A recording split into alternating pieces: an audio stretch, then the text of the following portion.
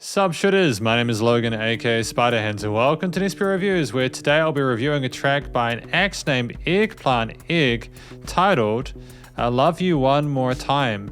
And if we switch over to here, we have ourselves a track on the screen. Now, full disclosure, this is not a review that the EggPlantEgg band wanted me to do for them. This was a fan request from Bruce Chin. Now, we didn't know that, I don't think we knew that we weren't meant to be doing fan requests via Fiverr, so it's okay, but just so everyone's aware, if you want fan requests done, like if you're a fan of what I do on a YouTube channel, but you wanted me to review a song of another musician, go to the Patreon. It's just $12 a month via Patreon, so if you want to go there to get your monthly custom music reviews, you're more than welcome to. But anyways, we're gonna listen through this track from start to finish, and we're gonna hear what we think. Let's go. Love You One More Time. We do have lyrics as well, by the way, so thank you to Bruce for that. I haven't heard, what was it, EggPlantEgg before. Apparently they're a band from Taiwan. Always keen to hear new music, man. Oh, that 80s vibe there with that guitar tone and the reverbs. Guitar tone there is so grandiose, man.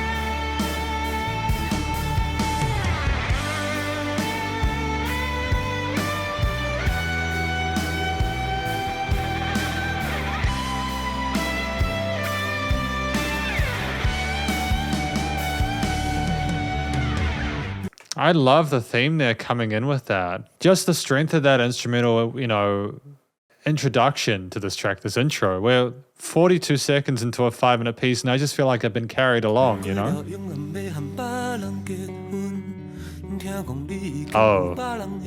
Oh.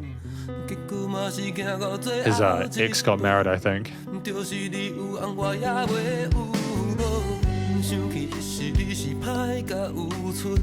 So lovingly textured with the drums, those guitar parts we had before there. And it's just like there's a sincere vulnerability to the vocals here, which makes sense with the video, but also with the way the rest of the instruments are being played there, you know?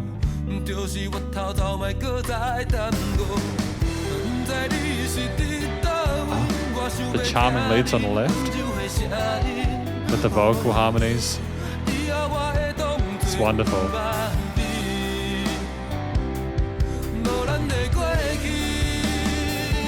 That build there, wonderful.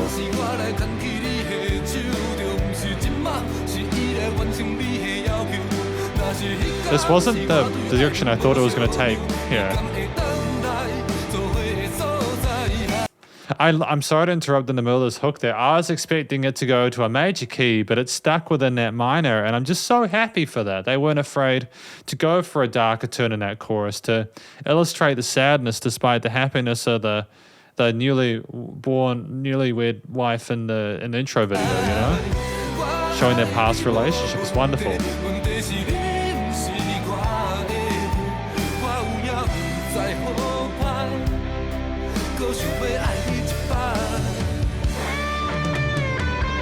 Ah, fantastic. Oh my goodness, this is, so good. Well, the reason I like it is because we've had that verse come in, right? And then we're like, oh, we're familiar with the vocals now. We've had some harmonies in there. We have the guitars, the bass, the drums, right? But now what are we going to do? What we're going to do is bring in a guitar solo, right? Because that's an alternative lead voicing than what we've had before. And even though the singer is doing a fantastic job, we need something new just to, cleanse the palate at this point in time.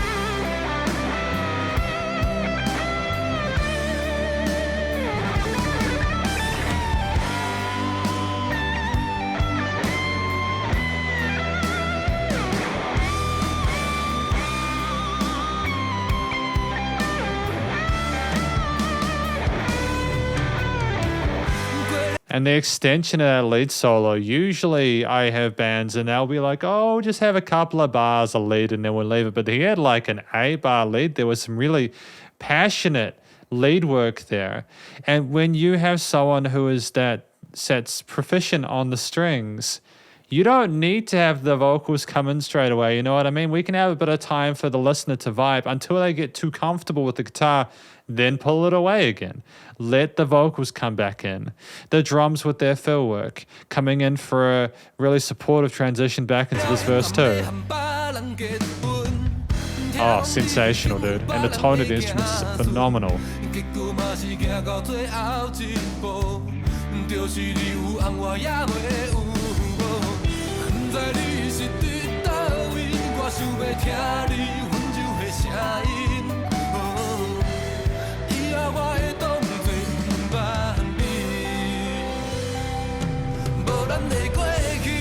I just love how things kind of stop as well. I'm getting sucked into the music video as well because the music video is so well done as well. I'm having a fantastic time with this track. I'm not sure why I'm resonating with it so much. Maybe I can relate to it personally. I don't know, but it's just,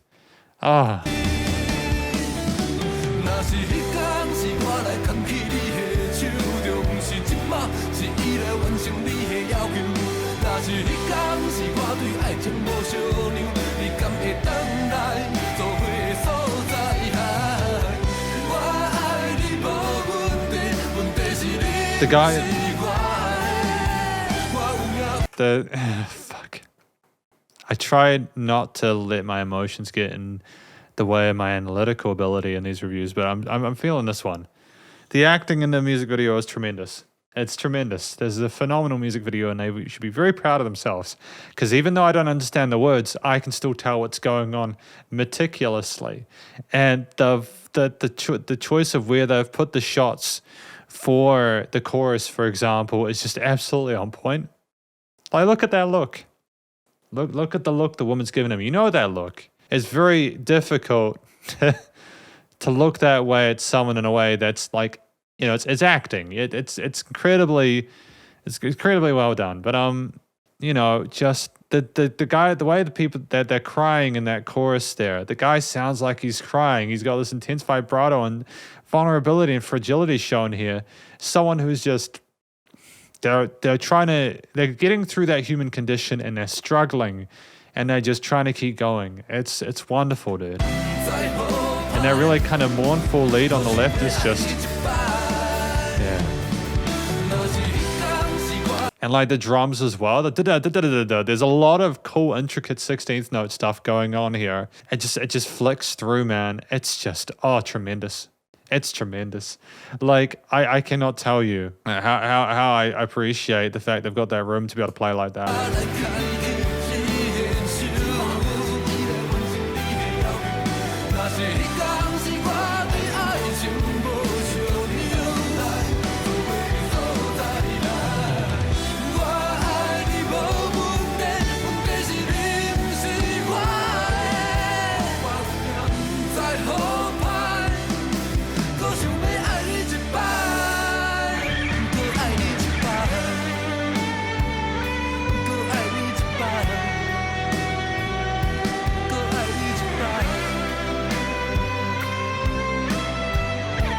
And then bringing it back to that guitar lead there, man. And just bringing it back into that. Damn, man. Damn it, man.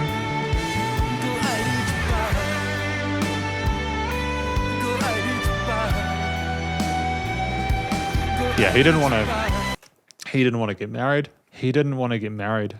And she did. And he couldn't commit. And he's regretting it now.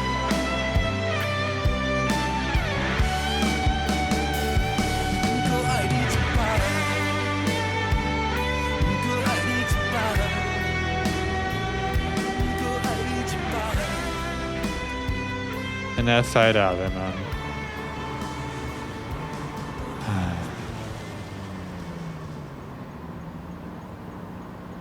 Yeah, he had his chance. He had his chance and it's gone. Oh, ain't that life. Ain't that life, man. That ain't that life. Everyone in here did so well. There's a lot of people in this though. Drum recording, they of course they need that 80s kind of drum sound. That 80s ballad-esque kind of thing, you know? Oh. Yeah, this is a big production. They no wonder it's such high quality, you know? Ah, Chapeau Noir. Well, that's my tears for the night. Damn, man. That got me. That got me good. So I've got lyrics here. I haven't quite stopped crying yet, but we've got lyrics here. Love you one more time. Thank you to Bruce for these. After this night, I'm gonna get married. I heard that you already have offspring with others. After all that happened, you have a husband and I'm about to have a wife too. Oh, so they're looking back on a relationship that happened in the past. Back then you were so toxic, you were lucky to have met me, but in the end it's better for us to walk our own way. Damn. So they just didn't work out in the end, you know. There might not have been an equal sort of stance in the relationship, so it was just a bit too toxic to be able to deal with. I wonder where you are, I want to hear your soft voice, and I will pretend I don't know you, none of our past was real. Oh, that's harsh. Because sometimes it can be too painful to think about the past, you know? If back then I was the one to hold your hand, then he won't be the current one to cater to your preferences. Oh, so they're saying that, you know, he can't treat you the way that I did. You know, like, I don't think that you'll be taken care of the same way, you know? If back then I had no tolerance for our romance, would you have come back to where we were together? You know, like, if we didn't have a shot at being in a relationship. If I said no then, would you say yes now? I have no problem loving you again, but you are not mine anymore. I'm really dumb that I want to. So excuse the language. I know that it's kind of frowned upon, but... Oh, this is a deep one, eh? And this is my conclusion of my review of this track, Love You One More Time by EggPlantEgg.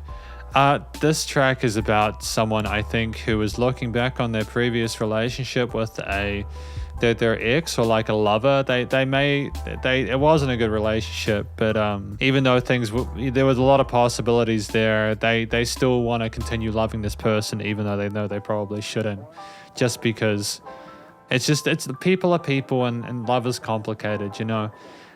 The video, by the way, I won't talk about it too much because I'm not super knowledgeable about video production and stuff like that, but the story told by the video, it was slightly different to the one that we heard in the lyrics, but I still think it was just as appropriate. It was just as engaging, and I love it. I love it so much. I think it was a fantastic music video, so EggPlantEgg ought to be very, very proud of themselves. I think the vocal performance there was tremendous. We had great vocal technique. We communicated very passionately and authentically to the story that we were trying to tell. Great head and chest voice, lots of vibrato, really natural performance there. The harmonies as well coincided nice with them, and there was a great melding and amalgamation of those various melodies and just a lovely overall harmony during those chorus sections there. And I never got bored of listening to him. It was really wonderful to hear a music like this, especially when we didn't have the vocals for the first like 40-something seconds, because we had an instrumental intro. But when they came in, you missed them when they were gone, and you missed them. You loved them while they were there. The vocals were tremendous, and I'm really happy I got to listen to the singer, EggPlantEgg. They know what they're doing. I think that the structure of this track at 5 minutes is thoroughly appropriate. It has several different instrumental solos, and amongst like the verses and the choruses and everything like that, like with little bridge sections and stuff like that, I believe. But you know, like just the movement in this track was thoroughly sufficient for the slow dance that we wanted to do with it. It was not a happy, upbeat song. It wasn't, oh, everything is good now, let's dance and be perky, happy little kitties. It was some heavy shit, and it made me cry. And I don't like crying because I like to be in control of when I cry. And this wasn't one of those times I was in control of that. But I think that's part and parcel, not just because of the video, not just because of it's not just because of the vocals and the story. The reason that I think I was also a little bit upset, like I'm crying, it's because it was something inside the performance of the guitars, where there was a lead guitar crying out in the solo sections with the bluesy pentatonic runs, those bends, etc. How it was actually like a voice. He didn't just shred for the sake of shredding. He voiced his notes meticulously in a way where it was very engaging and very enamoring. But the rhythm parts with those big grandiose chords there with the distortion and everything like that, with a little bits of picking occasionally there to kind of let it simmer down a little bit. There was great dynamic range between the verse and chorus parts on the guitars. And just, you know, even in the hook parts, we had like the lighter, fluffy kind of lead synths caked in reverb there on the sides. It was just so ethereal. Like it was like very sweet and kind of magical sounding, and I adore that to pieces. I think the guitar work was excellent. The bass lines were great as well. They were more subtle. I didn't hear as much of the bass as I was expecting to, but that's okay. I think the main focal points were the vocals and the guitar and the drum parts. I mean, the bassist, was playing those root notes and keeping those foundations strong. More power to him. The drums were phenomenal. Like, we kept those really kind of nice quarter to eighth note grooves there, the fundamentals in the verse and the whole parts in the main bits. We had these phenomenal 16th and triplet note transitions for fills into each part there, and we knew where to play enough to show how good we were with our chops and stuff, but we knew not to overplay.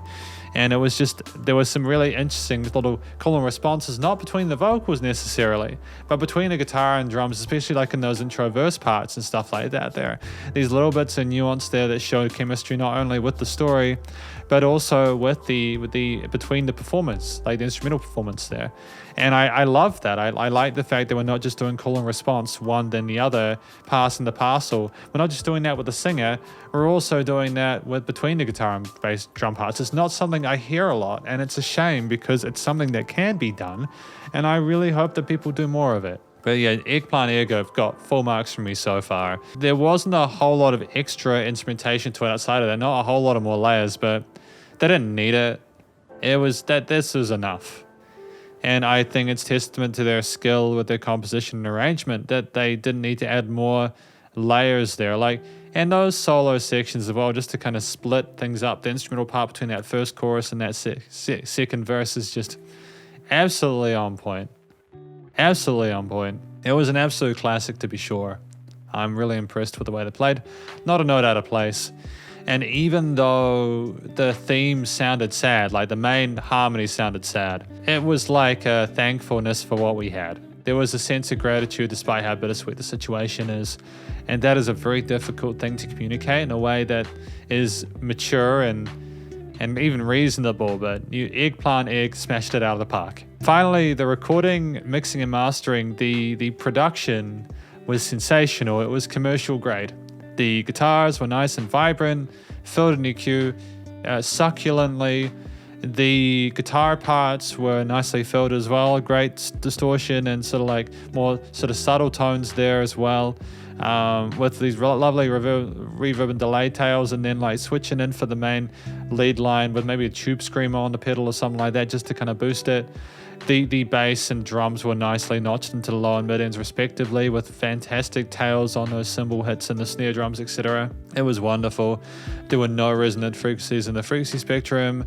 There was nice and full in the stereo field. The leveling was top notch. Not everything was where it needed to be, like volume wise. It had dynamic range, and it was nice and loud without pumping. And this is effectively my review of EggPlantEgg's Love You One More Time. Hopefully you enjoyed it. If you did, please do go show this band some love via their various social medias and their YouTube page, and stay cool, stay safe, and please remember to support your local musicians and artists at this point in time, as they need the help more than ever with all the crazy stuff going on in the world. And I will catch you in the next review. Spiderhands out.